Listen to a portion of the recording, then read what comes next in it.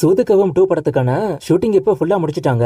இது அபிஷியலாவும் சொல்லிட்டாங்க. ஒரு புது போஸ்டர் கூட இன்னைக்கு ரிலீஸ் ஆயிருக்கு. எஸ்.ஜே. அர்ஜுன் டைரக்ஷன்ல மிர்ச்சி சிவா, ஹரிஷா, ராதா ரவி, கருணாகரன், எம்.எஸ். பாஸ்கர், ரமேஷ் திலக் நடிக்கிறாங்க. இந்த வருஷம் சம்மருக்கு படம் வந்துரும். பா ரஞ்சித்தோட நீலம் ப்ரொடக்ஷன் ப்ரொடியூஸ் பண்ண போற அடுத்த மூவில ஜிவி பிரகாஷ் லீடா நடிக்க போறாரு. அகிரன் டைரக்ஷன்ல ஜிவி பிரகாஷ், சிவானி ராஜசேகர், பசுபதி நடிக்கிறாங்க. படத்துக்கான ஷூட்டிங் இன்னைக்கு ஸ்டார்ட் ஆயிருக்கு. விடுதலை 2க்கான ஒரு சில புது ஸ்டில்ஸ விகடன் இப்ப விட்டுருக்காங்க. ஜிவி பிரகாஷோட ரெபல் 3rd சிங்கிள் நாளைக்கு ரிலீஸ் ஆக போகுது. மார்ச் 22 மூவி ரிலீஸ் ஆகும். விஜய் 69 ஒரு படம் நெட்ஃபிளிக்ஸ்ல அடுத்து பிரீமியர் ஆக போகுது. இந்த அப்டேட் எனக்கு சொல்ற ஐடியாவே இல்ல. ஆனா இது நிறைய பேர் தளபதி 69 நினைச்சிட்டாங்க. விஜய் 69ங்கிறது ஒரு படத்துக்கான டைட்டில். இது வேற அது வேற.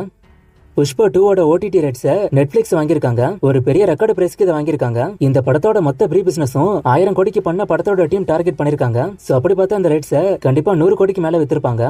தி கோட் படத்தோட ஓடிடி ரைட்ஸும் நெட்ஃபிளிக்ஸ் தான் வாங்கியிருக்காங்க. அண்ட் இந்த படத்தோட ஷூட்டிங் அடுத்து மாஸ்கோல நடக்க போகுது. இது அர்ச்சனா கல்பாத்தி அபிஷியலா சொல்லிட்டாங்க.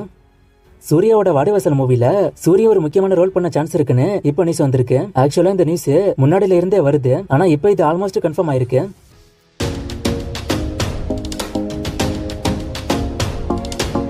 பெரிய பெரிய ஹீரோஸ் எல்லாம் ஏன் மசாலா மூவிஸ் மட்டும் பண்றாங்கன்னு ஒருத்தர் கேட்டிருக்காரு. அதுக்கு காரணம் ஃபேன்ஸ் தான். ஏன்னா இந்த ஹீரோஸ் இந்த ஜானரை மாத்தினா அது அவங்களுக்கு எக்ஸ்பெரிமெண்டலா இருக்கும். சோ அது ஹிட் ஆகுமா ஆகாதாங்கிறது ஒரு பெரிய டவுட்.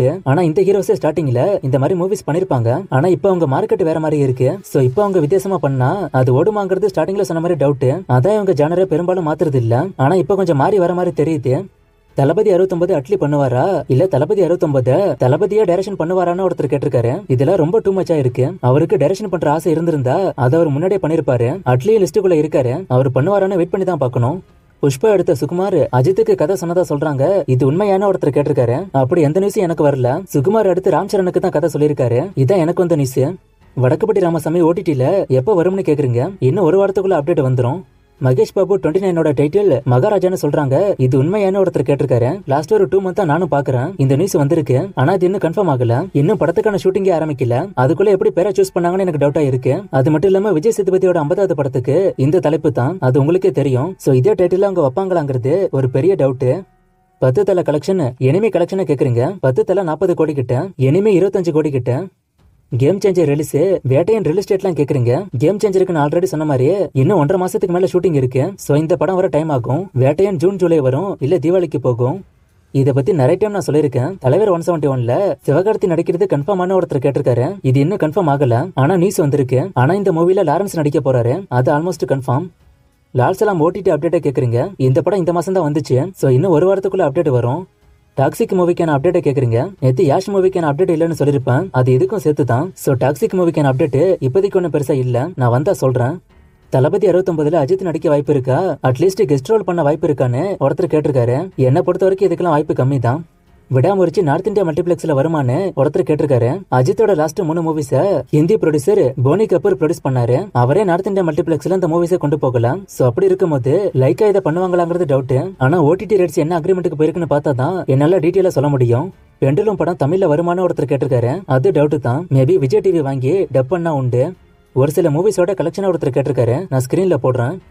வேலையில பட்டதாரி கலெக்ஷன் ஒருத்தர் கேட்டிருக்காரு. இதுக்கான ரிப்போர்ட் என்கிட்ட இல்ல. அதுக்கான ரீசன் ஒன்னு இருக்கு. நான் வீடியோ கடைசியில சொல்றேன்.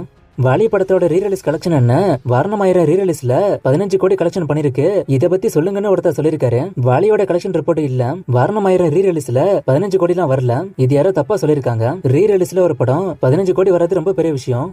நார்த் இந்தியா மல்டிபிளெக்ஸ்ல தமிழ் மூவிஸ் வரதுக்கான ரூல்ஸ் ஒருத்தர் கேட்டிருக்காரு. இத பத்தி நிறைய டைம் நான் சொல்லிருக்கேன். இப்ப திரும்பவும் சொல்றேன். நம்ம ஊர்ல மூவிஸ் எல்லாம் 4 வாரத்திலே ஓடிடில வந்துரும். ஆனா நார்த் இந்தியால 8 வாரம். சோ நம்ம மூவிஸும் 8 வாரத்துக்கு அப்புறம் ஓடிடில வந்தாதான் அங்க நார்த் இந்தியா மல்டிபிளெக்ஸ்ல போடுவாங்க. இல்லனா சிங்கிள் தியேட்டர்ல மட்டும் தான் வரும். இதனால மல்டிபிளெக்ஸ்ல வர மூவிஸை விட சிங்கிள் தியேட்டர்ல வர படத்தோட கலெக்ஷன் கம்மியா இருக்கும். ஆனா இப்ப நம்ம ஊர்லயும் ஒரு பிரச்சனை போகுது. நம்ம ஊர்லயும் 8 வாரம் கழிச்சு தான் ஓடிடில விடணுங்கிறது. ஏன்னா சீக்கிரமா ஓடிடில வரதுனால நிறைய பேர் தியேட்டருக்கு போறது இல்ல. இது என்ன பொறுத்த வரைக்கும் நல்ல முடிவு தான். ஆனா இந்த முடிவு என்ன எடுக்கல.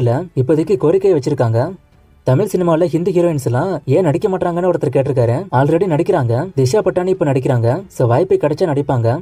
சூப்பர் ஃபேண்டசி தமிழ் மூவிஸ் ஒருத்தர் கேட்டிருக்காரு. ஃபேண்டசினாலே ஹாலிவுட் தான். தமிழ்ல ஒன்னும் பெருசா இல்ல. நேற்று வீடியோ எண்ட்ல ஒரு போட்டோ போட்டேன். அது நிறைய பேர் கேம்னு நினைச்சிட்டீங்க. அது கேம் இல்ல, ஒரு அன்சீன் போட்டோ தான். இன்டர்நெட் நாளை படம் நல்லா இருக்குமா பார்க்கலாமான்னு ஒருத்தர் கேட்டிருக்காரு. செம்மையான படம் இது, கண்டிப்பா பாருங்க. சக்தி சௌந்தரராஜன் இப்ப என்ன பண்றாரு, மிருதன் 2 பத்தி கேக்குறீங்க. அவரு எதுவுமே பண்ணலன்னு நினைக்கிறேன். மேபி மிருதன் 2க்கான ஸ்கிரிப்ட் கூட பண்ணலாம். நான் டாப் 10 ஸ்டோரி சொல்லும் போது என் ஸ்டோரி 8வது பிளேஸ்ல இருந்துச்சு. அதுல என்ன வீக்னு சொன்னீங்கன்னா நான் அதை டெவலப் பண்ணுவேன்னு ஒருத்தர் சொல்லிருக்காரு. அந்த ஸ்டோரி வந்து ஒரு யூஷுவலான ஸ்டோரி தான். அதே ஸ்டோரியில குறைஞ்சது ஒரு 1000 படம் வந்திருக்கும். சோ நீங்க அந்த கதையை கையில எடுத்தா இந்த 1000 படங்களை தாண்டி அதுல உழைப்பு போட வேண்டி இருக்கும். சோ ஸ்டோரியை சூஸ் பண்ணும்போது கொஞ்சம் வித்தியாசமா சூஸ் பண்ணா நல்லது. வீடியோ கடைசியில ஸ்போர்ட்ஸ் அப்டேட் சொல்லுங்கன்னு ஒருத்தர் கேட்டிருக்காரு. எனக்கு ஸ்போர்ட்ஸ் பத்திலாம் தெரியாது. அண்ட் அது மட்டும் இல்லாம இது சினிமா சேனல், சினிமா பத்தி தான் நான் சொல்லணும். வேலையில்லா பட்டதாரி வசூல் என்கிட்ட இல்ல. அதுக்கு ஒரு சின்ன ரீசன் இருக்குன்னு நான் சொல்லிருப்பேன். அது என்னன்னா, நான் இப்ப புது போன் வாங்கியிருக்கேன். நான் புது போன் வாங்கினதும் சொல்லுவேன்னு சொன்னேன். இப்ப சொல்லிட்டேன். என்ன போன் நிறைய பேர் கேட்பீங்க. IQ Z7 Pro கலெக்ஷன் ஏன் இல்லனா, பழைய போன்ல கலெக்ஷன்லாம் இருந்துச்சு. ஆனா நிறைய டெலிட் ஆயிட்டு இப்ப முதல்ல இருந்து ரிப்போர்ட் எடுக்கிறேன். சோ முடிஞ்ச வரைக்கும் கலெக்ஷன் ஒரு 2 டேஸ்க்கு கேட்காதீங்க. 2 டேஸ்ல எடுத்துருவேன். எடுத்ததுக்கு அப்புறம் கேளுங்க, நான் சொல்றேன். இன்னும் நிறைய மூவிஸ்க்கான அப்டேட்லாம் கேட்டிருக்கீங்க. இந்த மூவிஸ்க்கான அப்டேட்லாம் நான் அடுத்தடுத்த வீடியோஸ்ல கொடுக்குறேன்.